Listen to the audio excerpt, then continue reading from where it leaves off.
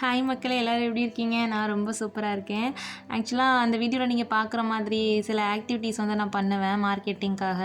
So அதே மாதிரி தான் இன்றைக்கி ஒரு பேங்குக்கு நான் போயிருந்தேன். அங்கே ஒரு தாத்தா வந்து உட்காந்துருந்தாங்க. கீழே உட்காந்துருந்து கிட்ட பசிக்குது, எனக்கு என் வயிற்றுக்கு ஏதாவது சாப்பாடு வாங்கி கொடுமா அப்படின்னு கேட்டாங்க.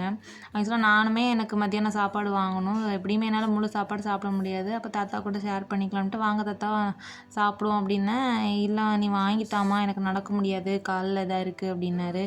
சரின்னு சொல்லிவிட்டு நானும் போய் வாங்கிட்டு வந்தேன் பார்சலு. அப்போ தாத்தாட்ட 2 இலை வாங்கிட்டு வந்தேன். தாத்தாட்ட சொன்னேன், தாத்தா எங்கேருந்து சாப்பிட்லாம் நம்ம, நானும் சாப்பிட்றேன் அப்படிங்கிற மாதிரி சொல்லும்போது அவர் சொன்னார், நீ எடுத்துகிட்டு எனக்கு கொடுமா அப்படின்னாங்க. சரி நானும் அதுக்காக போய் பார்த்து சரி தாத்தாக்கு பத்துமோ பத்தாதுன்னா நம்ம ஷேர் பண்ணுறதுக்காக எடுத்து அவருக்கு வயிறு நிறையா போயிடுச்சுன்னு என்ன செய்யணும், பார்த்து எனக்கு கொஞ்சமாக எடுத்து வச்சுட்டு அவருக்கு கொண்டு கொடுத்தேன். அவரும் சரின்ட்டு வாங்கி அவர்கிட்ட என்னென்ன கறியெல்லாம் வேணும்னு கேட்டு, சாம்பார் வேணும் இந்த கறியெல்லாம் அவர் கேட்டாரோ அதெல்லாம் அவருக்கு கொடுத்துட்டு, நான் வந்து மோர், மீன் குழம்பு, வாழைக்காய் கூட்டு இதை நான் எடுத்துக்கிட்டு வந்துட்டேன். சரியா? இப்போ பார்த்தீங்கன்னா நான் சாப்பிட்டு முடிச்சுட்டு பேங்க்கு வெளியே வந்து ஆக்டிவிட்டிக்காக நிற்கிறேன். அப்படி நிற்கும்போது அந்த தாத்தா வந்து இன்னொரு பொண்ணு போச்சு. அந்த பொண்ணுக்கிட்ட கேட்குறாங்க இதே மாதிரி. எனக்கு ஷாக் ஆகிட்டு என்னடா இது அப்படின்ட்டு. அப்போ நம்ம கொடுத்தது சாப்பிட்டு வயிறு நிறைஞ்சிட்டு பத்தாமல் அவர் கேட்கல. அவர் வந்து எக்ஸ்ட்ரா மறுபடியும் இதே மாதிரி கேட்குறாரு. ஆனால் அவர் சாப்பாடு தான் வாங்கிட்டாரு, காசு எதுவுமே கேட்கல. இந்த மாதிரி சிலவங்க ஹெல்ப் கேட்பாங்க, காசாக கொடுத்தா அவங்க இது பண்ணுவாங்கன்னு, அதை பொருளாக வாங்கி கொடுத்துட்டா அவங்க யூஸ் பண்ணிப்பாங்கன்னு நம்ம நினைக்கிறோம். இவர் சாப்பாடாகவே வாங்கி கேட்குறாரு. என்ன கணக்கில் கேட்குறாரு? இந்த சாப்பாடை வாங்கி அவர் வேறு இடத்துல கொடுக்குறாரா, வேறு யாருக்கும் கொடுக்குறாரா எனக்கு தெரியல. ஆனால் மனசுக்கு ஒரு மாதிரி சங்கடமாக போச்சு. நம்ம மெனக்கட்டுன்னு வந்து எனக்கு அதுக்கப்புறம் சத்தியமாக சொல்கிறேன், எனக்கு வயிற்று ஒரு 3:30 போல் எனக்கு வயிறு பசிக்க ஆரம்பிச்சிட்டு.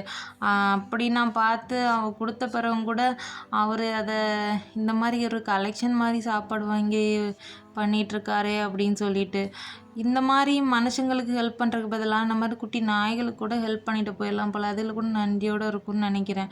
இது பார்த்திங்கன்னா அதுக்கு முந்தின நாள் நடந்த ஆக்டிவிட்டீஸ். நான் ஃபஸ்ட்டு காமிச்ச ஆக்டிவிட்டி வீடியோவும் இந்த நாய்க்குட்டி வீடியோவும் முந்தின நாள் எடுத்தது. ஓகேவா? ஸோ இது பயங்கர சுட்டித்தனமாக விளையாண்டுட்டு இருந்துச்சு. ஆக்சுவலாக இது சாப்பிடுதான் நான் செக் பண்ணிவிட்டு தான் நான் அதை கொடுத்தவே செஞ்சேன். ஃபஸ்ட்டு ஒரு கொஞ்சம் சின்ன பீஸ் கொடுத்தேன், சாப்பிட்டுச்சு.